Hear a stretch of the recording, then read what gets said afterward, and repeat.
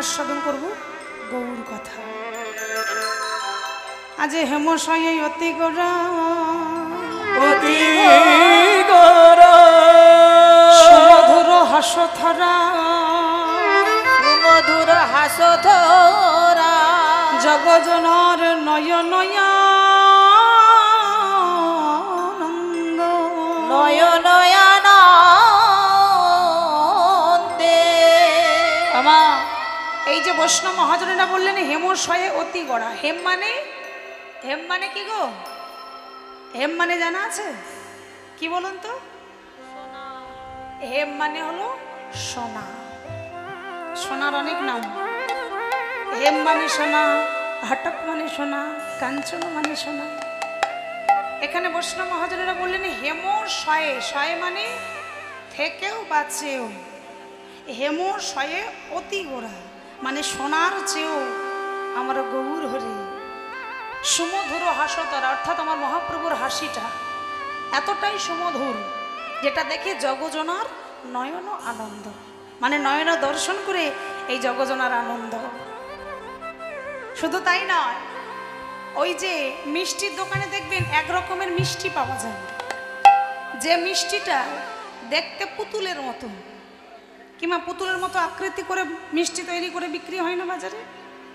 তা দেখবেন ওই মিষ্টিটা আপনি যেদিকটাই বদনে দেবেন, মানে যেদিকটাই খাওয়ার জন্য বদনে দেবেন, যেদিকেই কামড়াবেন, তার হাতটাও যদি বদনে দেন সেটাও মিষ্টি, মাথাটাও যদি দেন সেটাও মিষ্টি, চরণটাও দেন সেটাও মিষ্টি। মানে সেই পুতুলটার আপনি যেদিকটাই বদনে দেবেন সেটাই মিষ্টি। ঠিক তদ্রূপ আমার মহাপ্রভু আপনি সর্ব অঙ্গের যেদিক পানে তাকাবেন, মানে যেদিকেই তাকাবেন সেদিকেই শুধু প্রেম ঘন ঘন। তাই বৈষ্ণব মহাজন কি বলছে? অগো প্রীতি মূরতি কি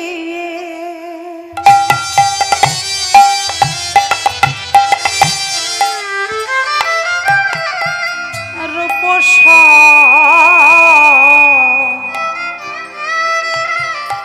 সর্বধর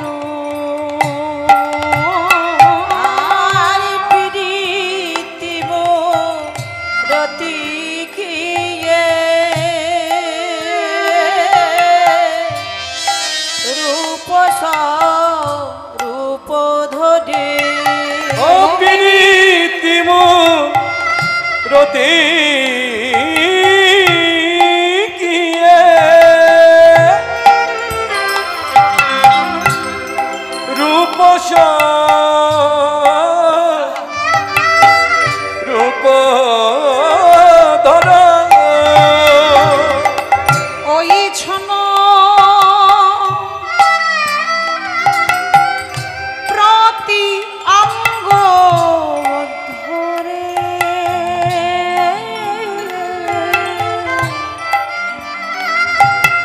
দেখো ওই ছন প্রতি অঙ্গ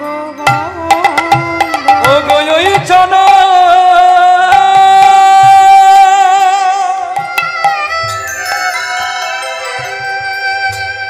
প্রতি অঙ্গ বন্ধনে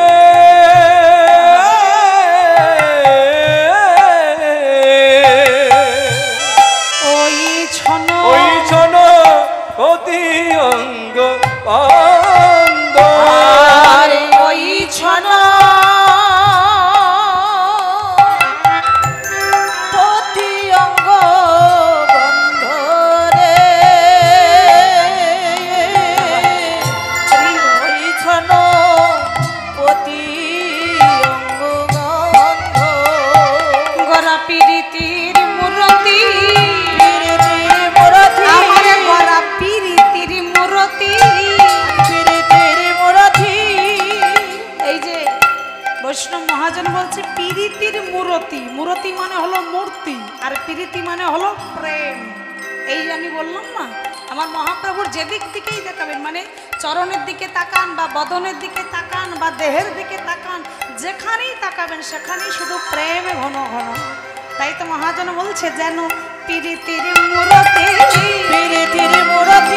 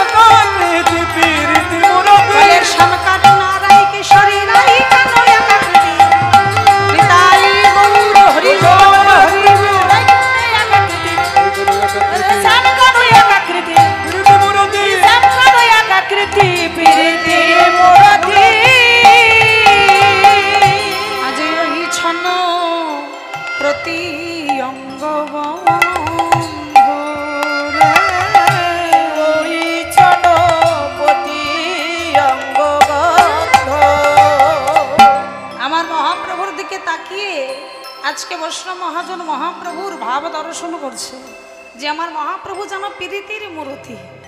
তা কিন্তু দেখুন ওই বৃন্দাবনের রাধা কৃষ্ণ তারা দুজনই একই দেহ, মানে একটাই দেহ হয়ে গৌর হয়ে এলো। তাই তো বললেন রাই কানু একাকৃতি রাসবিলাসের পরিণতি। মানে ওই যে রাসবিলাসের অন্তে দুজনে নিকুঞ্জ নিবৃতে কুঞ্জ বিলাসের মধ্যে ঘুমিয়েছিলেন, আর কুস্বপ্ন দেখে রাজরানী বলেছিল বধূ আমি একটা খারাপ স্বপ্ন দেখেছি।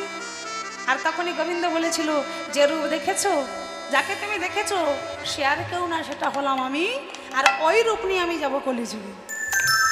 অর্থাৎ দুটি দেহ এক হয়ে গৌর হয়ে এলো এই সোনার মদিনায়। তা দেখুন এই যে আমরা বলি দুটি দেহ এক হলো, এই এখন যদি আমি গিয়ে আপনাকে জড়িয়ে ধরি, বলুন আপনার দেহ আমার দেহ কি এক হবে? হবে না। তাহলে বৃন্দাবনে রাধাকৃষ্ণ দুটি দেহ এক হয়ে গেল, কিন্তু এখানে গৌর হরি এলো, দেখে বোঝাই যাচ্ছে যেন রাধারানীর দেহের বর্ণটা পেয়েছে। মানে আমার রাধারানী আছে উপরে, তাহলে ভিতরে আছে কালো কৃষ্ণ, তাহলে সেই কালো কৃষ্ণটা গেল কোথায়?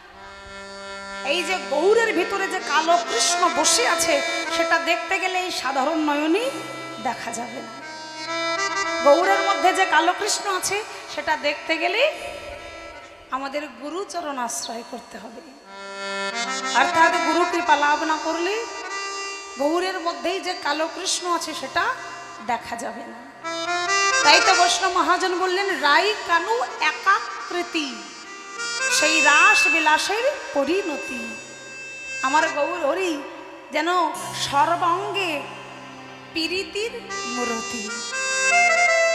শুধু তাই নয়, আজকে আমার মহাপ্রভু তিনি নদিয়া নবদ্বীপের মাঝে এই মধ্যাহ্নকালে পূর্ব লীলার ভাবে বিভাবিত হলেন।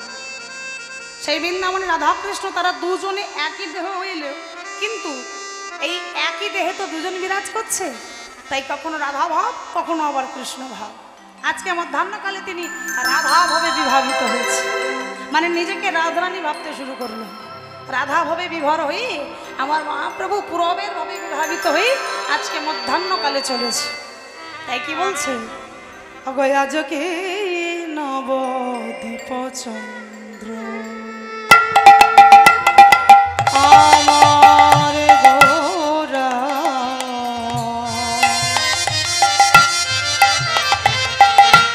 আজকে নবদ্বীপ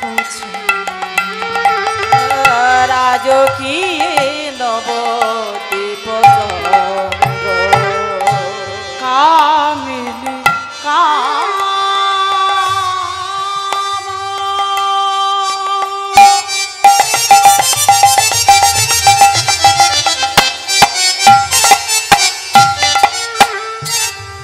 কলিত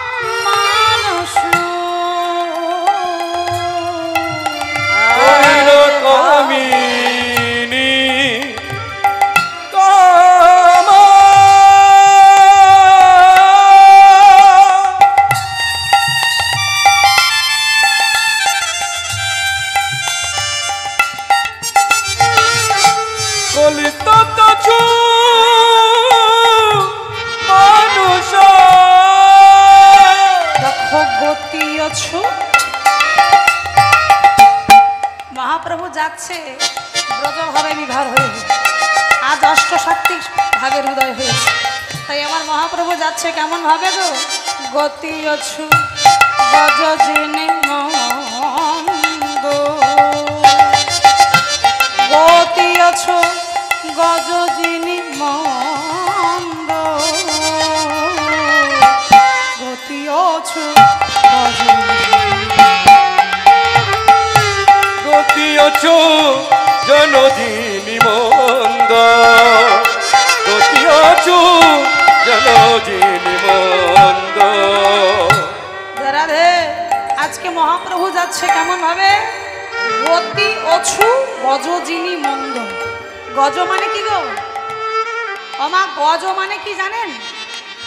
কি? হাতি। গজ মানে হলো হাতি। তা দেখুন আজকে মহাপ্রভু গজের নাই চলেছে, মানে গজ মানে হাতি। তা হাতি কেমন ভাবে যায় মা? ছুটে ছুটে যায় নাকি? কেমন ভাবে যায়? ধীরে ধীরে ধীরে ধীরে। ওই যে অনেক রমণী আছে দেখবেন ঘোড়ার মতো জোরে জোরে দৌড়াতে পারে, কি মা আছে না? তাদের বলে ঘোড়া দামিনী, মানে ঘোড়ার মতো জোরে জোরে হাঁটতে পারে। তা দেখুন যে রাজার মেয়ে হবে সে কি ঘোড়ার মতো দৌড়ে দৌড়ে যাবে? যাবে না, সে ধীরে ধীরে ধীরে যাবে। তা বেশে মনো রাজার কন্যা ছিল শ্রীমতী রাধারানী, রাজার মেয়ে। তার ঠিক রাধারানীর ভাবে বিভাবিত হয়েছে। তো আজকে তাই মহাপ্রভু নিজেকে রাধারানী ভেবে ওই গজের নাই মানে হাতির মতো ধীরে ধীরে চলেছে। তাই কি বলছে? গতি অছু গজ যিনি মন্দ, গতি অছু গজ যিনি। গতি অছু জনদিনী মন্দ, গতি অছু জনদিনী মন্দ। আজকে মহাপ্রভু গজগামিনী ভাবে চলেছে। তা কেমন ভাবে যাচ্ছে দেখুন মা। ওই যে অনেক মায়েরা মাথায় ঘোমটা দেয়, এখন আপনাদের দিকে দেয় তো নাকি? কি মা দেয়? আমার মা বলে দেয় না। আমা আগেরকার দিনে ছিল আবক্ষ ঘোমটা, মানে এই বুক পর্যন্ত, এই বুক পর্যন্ত ঘোমটা দিত। তারপরে হয়ে গেল এই কপাল পর্যন্ত, আমা এইটুকু ছিল না। তারপরে হয়ে গেল মাথায়, তারপরে এলো খোপায়, তারপরে একেবারে চলে গেল, মানে আস্তে আস্তে হারিয়ে গেল। তা আমার রাধারানী ছিল তো রাজার মেয়ে, তাই তিনি ওই গজগামিনীর ভাবে মাথায় ঘোমটা দিয়ে, আমার মাথায় ঘোমটা দিয়ে যাচ্ছে। তাই রাধা ভাবে বিবাহ হয়েছে, আমার মহাপ্রভু মাথায় ঘোমটা দিয়েছে। তাই কি বলছে? আজ কি নবদ্বীপ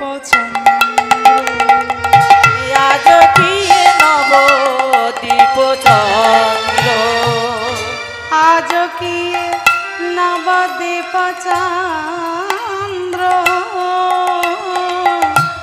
আজ কি নবদ্বীপ চন্দ্র,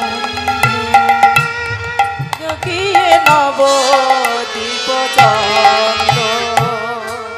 মা যদি নহি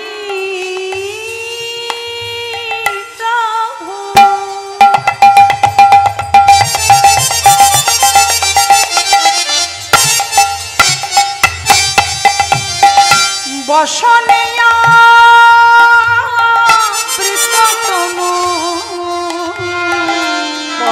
যদি নহি পুনঃ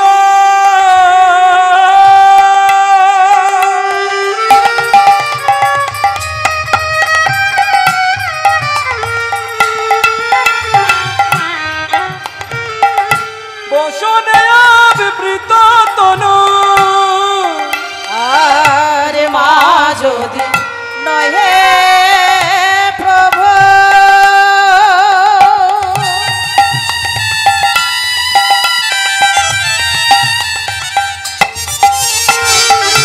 বসনে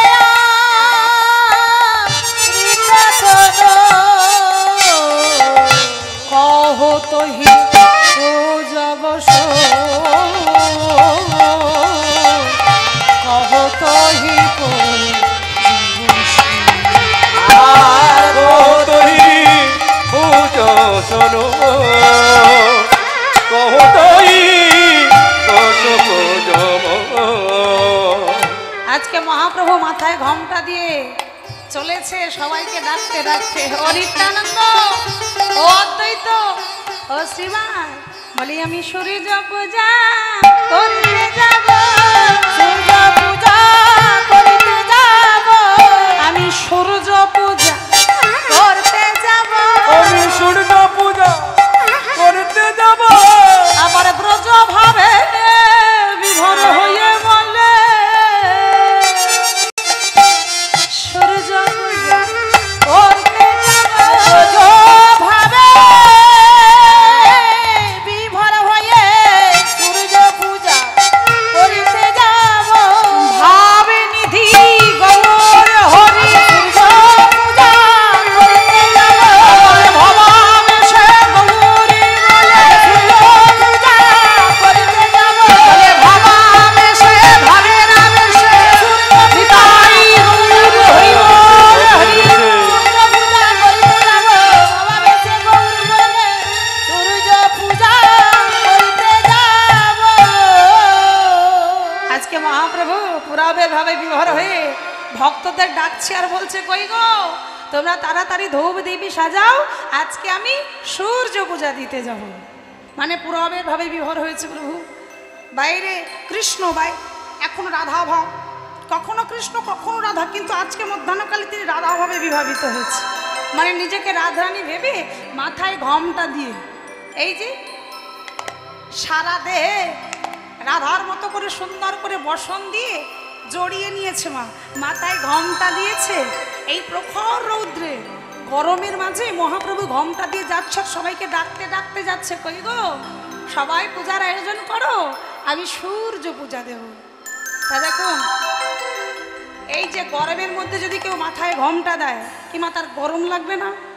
কি গরম লাগবে? তো তা আমার মহাপ্রভুর তো সোনার বরণ দেহ, যখনই মাথায় ঘমটা দিয়ে সবাইকে বলতে বলতে যাচ্ছে পূজার আয়োজন করো, আমি পূজা দেব, ঠিক সেই সময় বৈষ্ণব মহাজন লক্ষ্য করে দেখলেন আমার মহাপ্রভুর সারা দেহ হতে মানে অঙ্গ হতে ঘাম ঝরে ঝরে পড়ছে।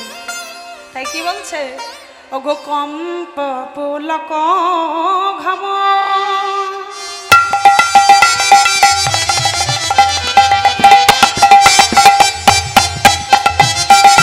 স্বরে ভঙ্গ অনুপম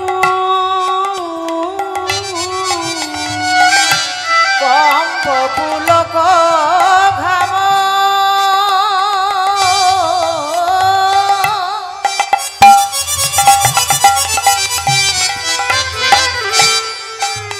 আজ সারা অঙ্গ ঘাম, দেখো নয়নহি বহে অশ্রুধারা, নয়নহি জলে অশ্রুধারা, আমার নয়নহি বহে অশ্রুধারা, নয়নহি জলে অশ্রুধারা, বলে ধারায় ধারায় বহে যায় গো, ধারা ভেসে যায় গো, নয়ন জলের ধারায় ধারা,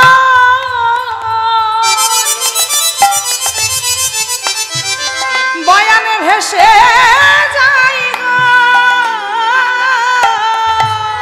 আজ ধারায় ধরা,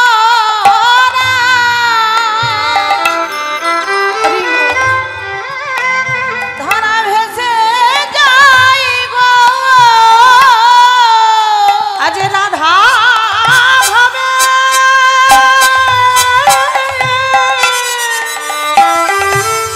বিভোর হয়ে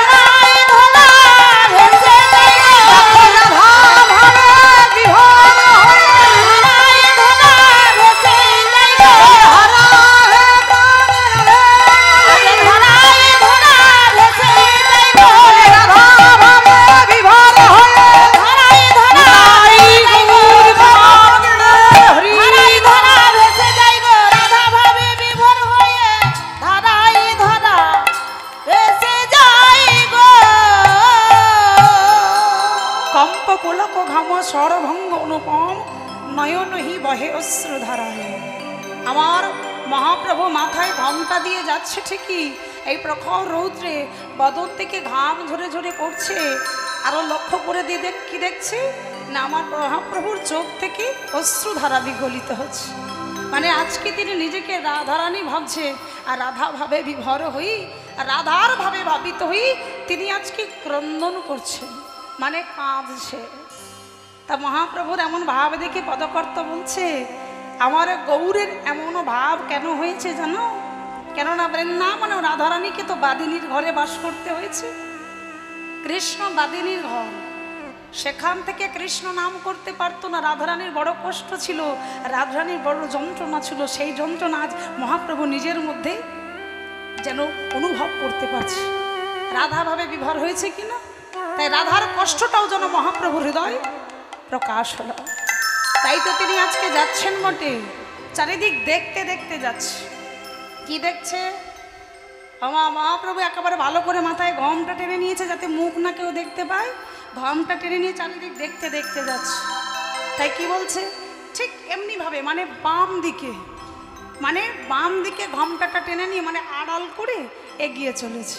ওগো বাম ভুজই বসনে মুখ ঝাঁপয়ে, বামে ভুজয়ে বসনে মুখ ঝাপই, বামে ভুজয়ে বসনে মুখ ঝাপই, বামই ভুজ বসনে মুখ ঝাপই, আমার বাম ভুজই বসনে মুখ ঝাঁপই। এত ঘমটা দিয়ে সব খুলছে না, ঘমটার ভেতর থেকে দেখছে কিভাবে জানো? বাম নয়নে ঘন নয়নে ঘন চাই গো, বাম নয়নে ঘন চাই গো, বাম নয়নে ঘন চাই গো। মানে ঘমটা টেনে নিয়ে বাম দিক থেকে ঘমটা তুলে, মানে আগেকার দিনে ঘমটা যে দিত আবক্ষ, ঘমটা থেকে দেখবার নিয়ম ছিল ওই বাম দিক থেকে ঘমটা একটু তুলে দেখতে হতো, সরাসরি খুলে দেখতো না। মানে ঘমটা থাকবে বাম দিক থেকে, বাম ও নয়নে দেখবে। তা আমার মহাপ্রভু তো রাধা ভাবে বিভার হয়েছে, তাই দেখছে বাম ও ভুজই বসনে মুখ ঝাঁপই, বাম ও নয়নে ঘন ঘন চাই। কি চাই? আমার কি দেখছে? দেখে কেউ দেখলো নাকি গো, দেখিল নাকি গো, দেখলো নাকি গো, দেখিল নাকি গো। আরে রাস্তা দিয়ে যদি কেউ ঘমটা দিয়ে হেঁটে যায়, কি মা সবাই দেখে না? তা মহাপ্রভু তবুও বলছে কেউ দেখলো নাকি গো, দেখিল নাকি গো, দেখলো নাকি গো। দেখিল নাকি গো। কেন বলছে? কারণ সবার কথা বলছে না, ওই বাদিনী গণে তারা দেখলো নাকি গো, ওই বাদিনী গণে তারা দেখল নাকি গো, ওই বাদিনী গণে তারা দেখলো নাকি গো। ওই বাদিনী গণে তারা দেখল নাকি গো। মানে যারা কৃষ্ণ বাদিনী তারা দেখলো কিনা সেটাই দেখছে, যে কেউ দেখলো কিনা ওই কৃষ্ণ বাদিনীগণ তারা কি কেউ দেখলো? তাই প্রভু আমার চারিদিকে দেখতে দেখতে দেখতে দেখতে এগিয়ে চলল। তা দেখুন না, এটা দেখে পদকর্তা বলছে, প্রভু এই জগৎ সংসারে যে জন তোমার চরণ আশ্রয় করে তার কি জীবনে কোনো দুঃখ কষ্ট থাকে গো? থাকে না। কেননা যে জীবনে হরিনাম কৃষ্ণ নাম বদনে নেয় না, সে যদি একবার কর্ণদ্বার দিয়ে তার হরিনাম কৃষ্ণ নাম আস্বাদন করতে পারে, যদি একবার তার কর্ণে প্রবেশ করতে পারে, এই নামের একটা নিজস্ব দাহিক শক্তি। মানে যেমন দেখবেন আগুনের একটা নিজস্ব দাহিক ক্ষমতা। আপনি হেলায় হোক অবহেলায় হোক হাত যদি আগুনে দেন, হাত কিন্তু পুড়বে। কি মা, পুড়বে না? আগুন কি বলবে না ও ভুল করে দিয়েছে থাক পড়াবো না? কি মা বলে? বলে না। এটা আগুনের নিজস্ব ক্ষমতা, আপনি আগুনে হাত দিলেই আপনার হাত পুড়বে। ঠিক তদ্রূপ এই নামের একটা নিজস্ব দাহিক শক্তি। আপনি হেলায় হোক অবহেলায় হোক, নামে যদি কর্ণদ্বারে প্রবেশ করে, নামের কার্য কিন্তু একদিন না একদিন ফলবেই। তাই আমার মহাপ্রভু তিনি তো আমাদের ভালো করবার জন্য এসেছে, তাই না? তাই যারা ছিল কৃষ্ণ বাদিনী, যারা কখনো কৃষ্ণ নাম মুখে নিত না, আমার মহাপ্রভু দেখে দেখে তাদেরকে দেখে দেখে উচ্চ স্বরে চিৎকার করে নাম গাইতেন। কেন? যাতে আমার এই নামের ধ্বনি ওদের কর্ণদ্বার দিয়ে প্রবেশ করে ওদের মন প্রাণ জুড়িয়ে যায়, ওদের দেহ এবং মনের পরিবর্তন আসে। যে জীবনেও নাম নেয় না, নাম শুনতে শুনতে একদিন সে হরিবোল, অর্থাৎ এটা হলো নামের শক্তি।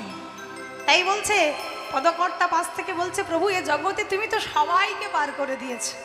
আমার মহাপ্রভুর কাছে কোনো জাতপাতের বিচার নেই, কে জড়ো, কে অন্ধ, কে উঁচু জাত, কে নিচু জাত, কোনো জাতপাতের ভেদাভেদ নেই। তিনি সবাইকে বিনামূল্যে তার এই নামের বন্যায় পার করে দিলেন। তাদেরকে পদকর্তা বলছে, ও গো এরা ধাম হনে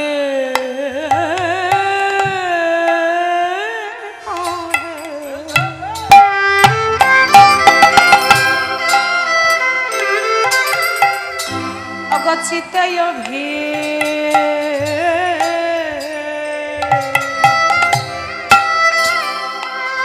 অভিলাষ রাধাম হনে বলে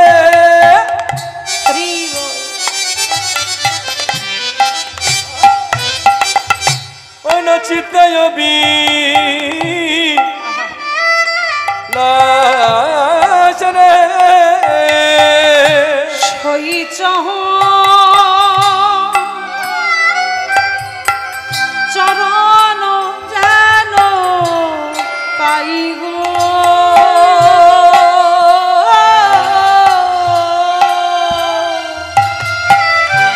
আমি সই চরণ যেন পাই। বলে সহিত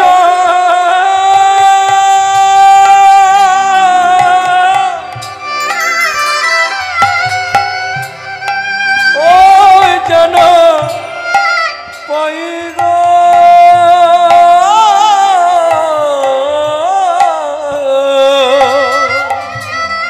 সই চরণ যেন পাই। আমি সেই চরণ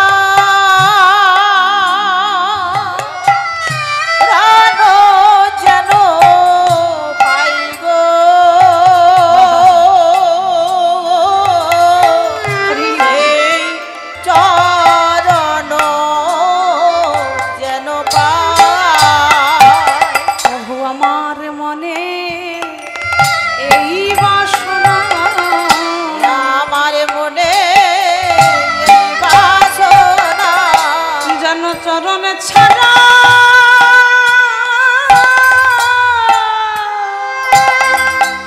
আমায় করুন গো।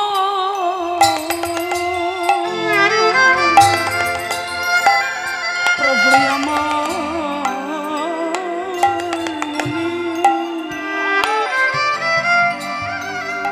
মনে এই বাসনা,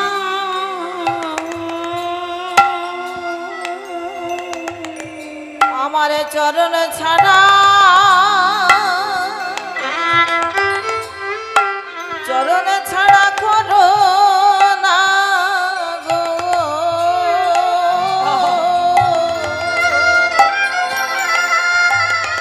প্রভু আমার মনে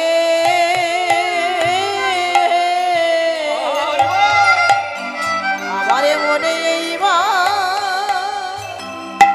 এই বাসনা, চরণের দাস করে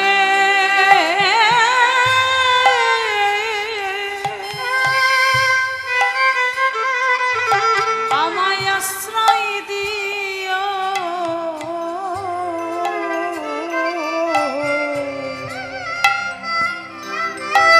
যেন তুমি চরণ ছাড়া, চরণ ছাড়া, ছাড়া করো না গো। বলে ওই চরণে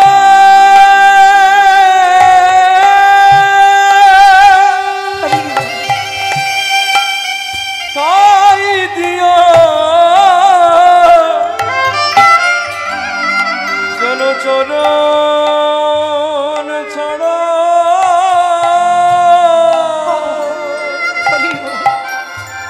করো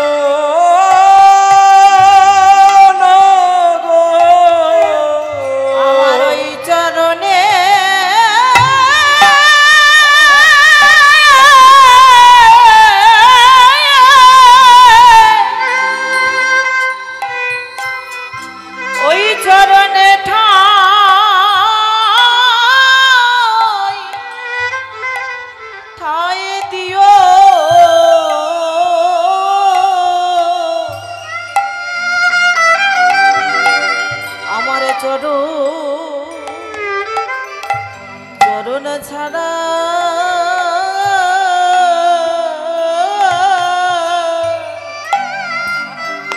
ছাড়া করো নাই হে বলে ওই চরণে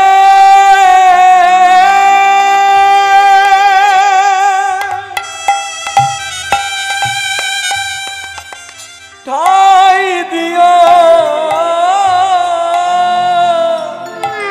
তোমার ওই চরণে এই নিবেদন আমার চরণ ছাড়া করো না গো তোমার ওই চরণে আমার এই নিবেদন চরণ ছাড়া করো না গো বলে ওই চরণে ওই নিবেদন চরণ ছাড়া করো না গো বলে চরণ ছাড়া করো না গো ওই চরণে এই নিবেদন বলে চরণ ছাড়া করো না গো এই চরণে এই নিবেদন বলে চরণ ছাড়া করো না গো চরণে এই নিবেদন তোমার চরণ ছাড়া করো না গো ওই চরণে এই নিবেদন চরণ ছাড়া করো না তাই গৌর কৃষ্ণ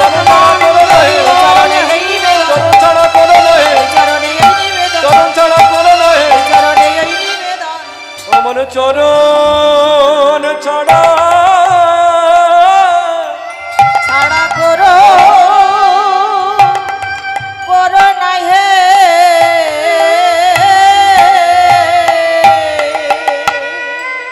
আজকে পদকর্তা বলছে প্রভু এই জগৎ সংসারে তুমি সবাইকে পার করে দিচ্ছ, কোনো জাত পাতের বিচার করছো না, তাহলে কি তুমি আমায় কৃপা করবে না? আমি কি তোমার কৃপা লাভ করবো না? তাই আজকে কি বলছে গো, অগয়ে রাধা মোহনে কহে